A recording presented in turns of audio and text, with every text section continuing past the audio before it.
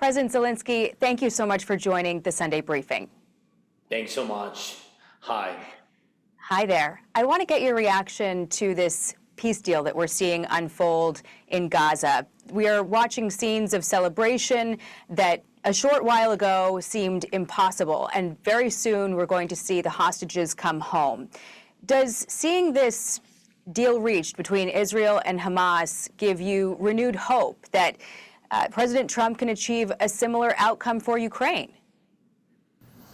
I just had a conversation a phone call with President Trump, and we spoke about different topics. And of course, I said to him, and it's very honestly, really, I always speak with him very honestly, and I congratulated him because I think this is a big success of the United States and the big success of of President Trump, his own involvement to this process, and that's why I congratulated him. This is real success, and he told me very openly that he thought that he could manage to stop Putin earlier than he can manage to make ceasefire with in Middle East, and really I agreed with him that this is we have more difficult situation. But in any way, I wanted to congratulate him and all his people, and I think Israel and Palestinian people, and this is so important, and this is important that people will come back home, and so important that ceasefire between us. Ceasefire is big, huge step to peace deal. That's why I think this is real success, and of course it gives signals for us and hope that with such pressure, what President Trump used in Middle East to make peace, and I hope that he will use the same instruments, even more, to pressure Putin to stop his war in Ukraine. I hope so, and I spoke about it with President. Yeah, tell me about that phone call that you had with President Trump. What did he say about either Gaza or the war in Ukraine? What's coming next? Tell me about your conversation. No, he said really that in Ukraine it's more difficult, and it's a bigger war. It's understandable. It's full-scale war. We don't compare, casualties, because it's painful everywhere in any place in the world, and I don't want to compare. But we have big war. And Russia is a big state, real big state, and they began first, occupations more than 10 years ago. This is really very difficult situation. When we had meetings with President at the very beginning of his term, I said to him that it will be very difficult because Putin really doesn't want, and he doesn't feel full pressure on him. For example, like Americans with partners, what they did in what they did, like with the Iranians and with Iran, when they decided to pressure on their military sector because nuclear infrastructure and etc. So we spoke about this not first time. We spoke with President Trump that we need two things, I think, to make real pressure on Putin. I said to him that we need real air defense, because what we have, we're thankful to partners, but it's not enough. That real air defense, real number of systems, and just to show Putin that America supports us and really save us. That it's too expensive just to use weapons, missiles, Iranian drones against Ukraine, and you don't have result because we have really strong shield. And the second point, to have long distance capabilities, and it depends on our own production and of course on American side, because United States has Tomahawks and other things which really you can use on military sector. For example, really between us, and it's not a secret, I'm telling, if Russia, and they do now, they have now, and they produce Iranian drones, they produce thousands of them, and they use for one day, during one day, they use 500 plus Iranian drones. So Iranians gave them licenses. And Iranian people, they came to Russia, they taught them, and now Russians produce it. And that's the same North Korean they did with artillery. So it's difficult for Ukraine. Yes, we are not, we are a strong country, but not so big. To be against Russia and Iranians and North Koreans is too much.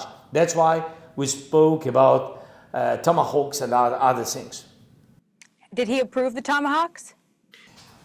We work on it, and I'm waiting from President. Yes, we of course we count on such decisions, but we will see. We will see. Okay. Part of President Trump's achievement brokering this peace deal with Gaza, in Gaza rather, between Israel and Hamas, involved pressuring both sides and a threat of real destruction to Hamas if they did not agree. Hamas knew that threat was real. But Russia is a nuclear power. So what can President Trump do in the case of Ukraine to make a difference like it did with Hamas? What are those fine points that will turn the tide of this war? I think that for today, it doesn't matter if you are a big country with nuclear weapons, so it might be crazy to open the World War III nuclear war. So we even don't, we don't imagine that Russia can use nuclear weapon. Otherwise, we need the new planet. So, this is crazy decisions. But there are things which are very painful for aggressor, in this case for Russia, and for everybody.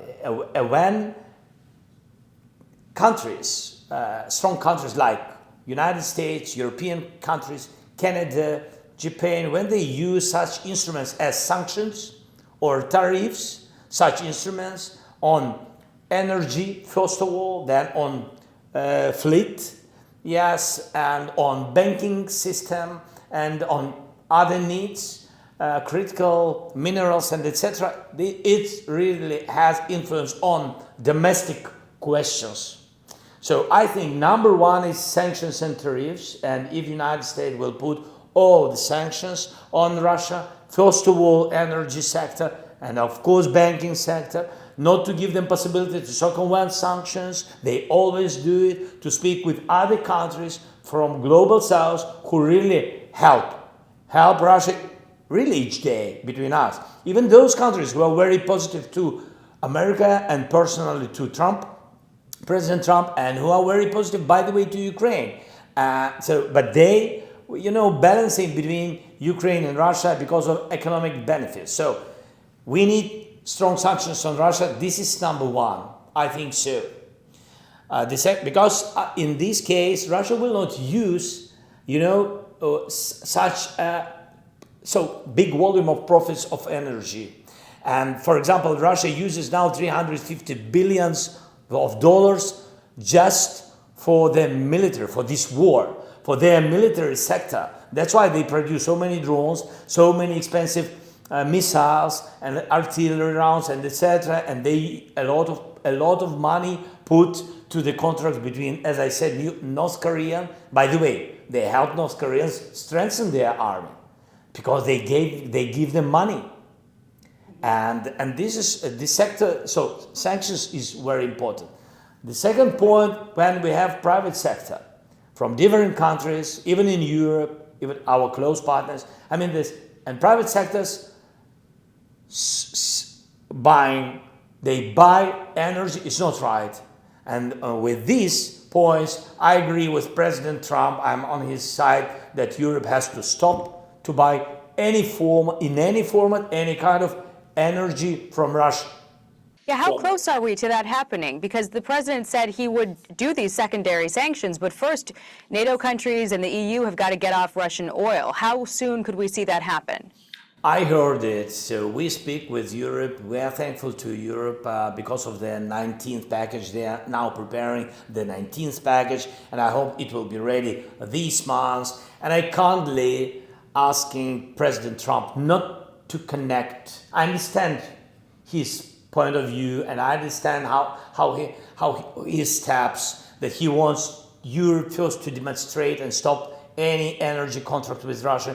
I understand, but it's difficult for us. We don't have too much time. And that's why, of course, for me it's better if United States will make in parallel way decisions. Secondary sanctions, very painful for Russia. Everybody understands it. It depends on President Trump will. And I agree with President. I'm asking him to to support this package of secondary sanctions, and of course, not to connect it with European decisions. But I agree that Europe has to stop to buy. And by the way, Europe made big progress. I spoke with a lot of leaders, and really, Europe decreased 80% of their contracts on energy during all this period of war. We made it together, and we had a lot of meetings and dialogues with Europeans, and they did it. But it's not enough. I agree with Americans, and it's not enough. The question with Slovak and Hungarians, and I think that we can do it from our side. We spoke with Slovak, and with Hungarians it's more difficult. We don't speak with them, but President Trump can speak with Hungarians and pressure on him. But with Slovak we can find alternatives, clear alternative, not Russian. I want to ask you about the Tomahawks and long-range missiles, but I have a few other questions on another topic first. On Friday, the First Lady, Melania Trump, announced that she's had an open line of communication with Vladimir Putin to facilitate the return of Ukrainian children who are now in Russia. 8 of them have been returned so far. Tell me about this effort. How many children, Ukrainian children, does Russia have? And how soon could we see more coming home? Yeah, so, this is always very difficult question. Really, what a huge number been stolen, and what a big number, it's a tragedy, but I have to say, what a big number of children been killed on the temporary occupied territories.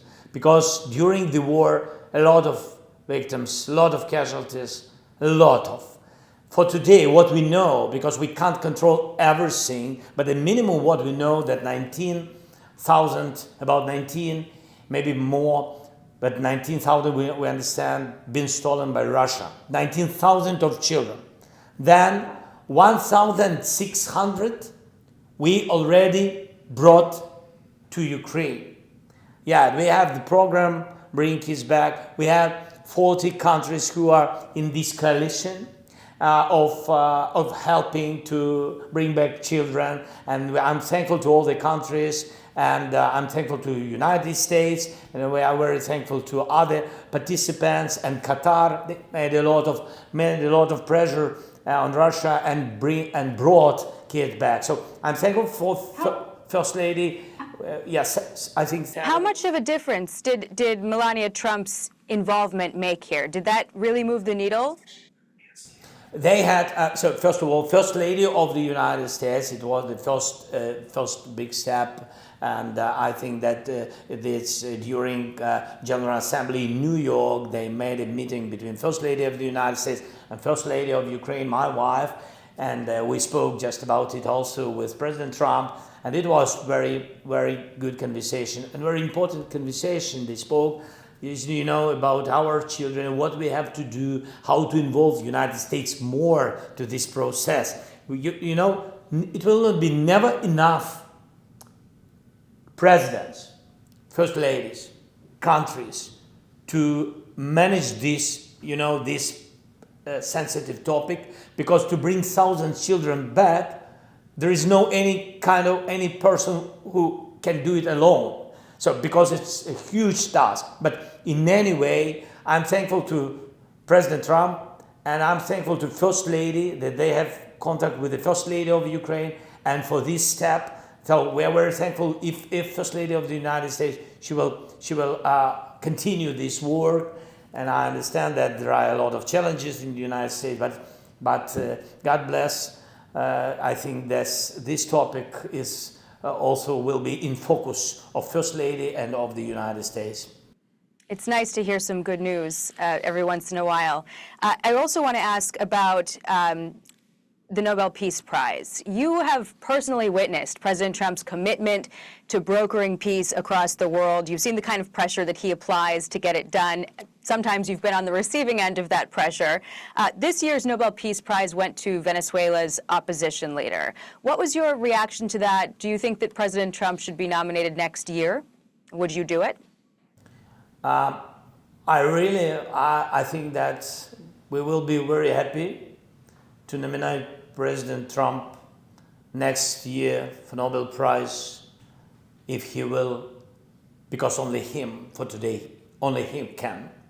So if he will pressure and stop Putin, if he will put Putin at the table of dialogue, negotiations, if President Trump will stop these killings, and I think that ceasefire, sometimes we understand that ceasefire is not, it's not really finishing the war, but between us, we understand that ceasefire, this is the biggest step to the final, to finish the war, really. So I think that if President Trump will do it during this year, and of course we want as early as possible, because we want to stop this war and always supported President Trump. So that's why. But if he will do it, I hope so, and God bless that he can do it. Of course, in this case, we will nominate him, and we will be proud to congratulate him.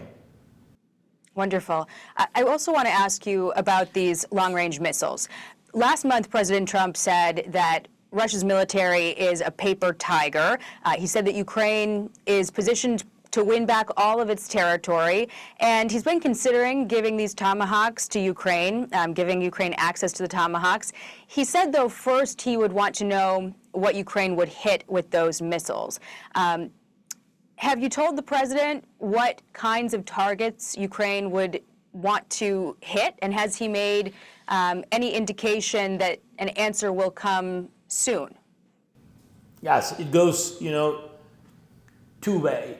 So Russians, they sell energy, they have money, they put money to military, for us, military goals. And that's why I think that the most important to decrease possibility Russia continue such long war. And that's only one way how to do. Or pressure Putin diplomatically, and if President Trump as quick as possible will do it, it's better for all of us. Or to pressure on him on the battlefield, but first of all, decreasing capabilities, it's been possibilities for Russia continue the war. So it's only military goals, only military. We never, even with all, with all this pain of losses of our families and our soldiers and our civilians and children, even with all this pain, but our people, we never attacked their civilians. This is the big difference between Ukraine and Russia. That's why if we speak about long range, we speak only about military goals. That's it. On the long-range strikes, the president recently signed off on plans to share intelligence to facilitate Ukraine's ability to conduct those long-range strikes into Russia. But according to some reports, U.S. officials were waiting on written instructions from the White House to begin sharing that intelligence. Has that happened yet? I can't share, sorry, JK, I can't share everything about intelligence with you. With pleasure, but I can't. So, what another way? Are you comfortable where things are? Right now we are comfortable how our two intelligences, our two institutions work. They have very strong relations for today. Okay. And Russia and Ukraine have been exchanging strikes on energy infrastructure. What is the situation like on the battlefield, and what are your concerns heading into this winter? This is what I shared when I was in Washington with President. I said to him, when Russia tries to sell you, Mr. President, that they can, and they are such strong, that they can occupy East You will see closer to winter when they will not do it because they are not so strong as they speak. It's just, war marketing, and that's it, of Putin. That's why I said you will see that they will attack our infrastructure, civilian infrastructure. First of all, of course, energy, electricity and gas. And also railway, they attacked railway civilians, not with military. I mean, this just railway, they attacked a lot already. So it means that they don't know what to do, how to sell according to their propaganda in their country, how to sell, some successes. So on the battlefield, they're not, there is no success, and there is no any kind of victory. So they don't have any successful goals. What they said to President Trump, and by the way, to some European leaders, they tried to sell this information, but they are losing. They don't have their goals. But that's why they're trying to push this, really energy terror. What they want to do. Of course, we defend with those capabilities what we have. Not enough, as I said to you and to President today, that we don't have enough. Really, we have the question with this problem, real problem. And of course, we renovate. And this is I'm proud of our people. Even under attacks, people, just specific groups of energetics and etc., how they renovate, they quickly. For example, just JK, the last example, they attacked at night our region, Odessa. I don't know if you know. I think you know Odessa region. Yeah. So and Odessa, and they destroyed all the electricity. Of course, electricity will be renovated during this day, only because of these people or these groups, and a lot of these people, and they are very professional. They will renovate everything. I want to ask you about Ukraine's innovation, because you've made some pretty impressive advances with your anti-drone air defense technology. How effective is this new technology if you had to give it a percentage rate? So this is drone, is cheapest, by the way, cheapest way how to destroy Iranian drones, Shaheeds. Everybody, by the way, in Europe recognize it, and the United States also. So we have some companies who just began massively to produce it, but really they now the percent of destroying is 68. So I mean, you understand, 68% of successful destroying, but they will increase. The question now in money, and this is real problem, because you have to finance. This is the cheapest way from one side, that one such little drone interceptor, the price is about 3.5 to 5, from $3,000 to $5,000. So it's cheapest way. And when you use, for example, 2-3 against one Iranian Shaheeds, which price is more than 100,000, 120, 150. So you understand that 10 against 150. This is good instrument. But the problem that you need thousands of them. According to, for example, 500-600 of Shaheeds each day. It means that you need 1,000 of such interceptors, and we don't have for today enough money to put for private productions, private companies to increase their production. So this is one problem, but I think that we will manage it. It sounds like a worthwhile thing to continue innovating with, especially on the cost effectiveness side. It sounds like you've been creative with the resources that you have. I also finally, we can end here, but I want to ask about these recent Russian drone and jet incursions into NATO airspace. It's been ramping up. It's been a topic of big concern in the neighboring countries to Ukraine. Where do you think Putin is going with this war? To my mind, maybe I'm not right, but yes, what I think, some reasons, and after these attacks, I think this is successful steps of Putin how to pressure on Europe. So the first point, he wanted to see a real reaction of Europe, and I think that it was not enough loud enough, and he didn't see real reaction. The second point, not political, very practical, that he saw what air defense capabilities, how Europe is ready for one or another attack. Yes? You see these as a test then? I think yes, it was a test. And he saw, so he looked at Nordic countries. He looked at reaction of Poland, first of all, because Poland is a big country and he's the big neighbor of Ukraine, and it's a NATO country, 40 million country, by the way, 40 million population, so it's a big country. And he put there, we have analytics that 23 drones, but maybe 19. And the military sector of Poland, they could destroy 4. And it was not about missiles. And God bless.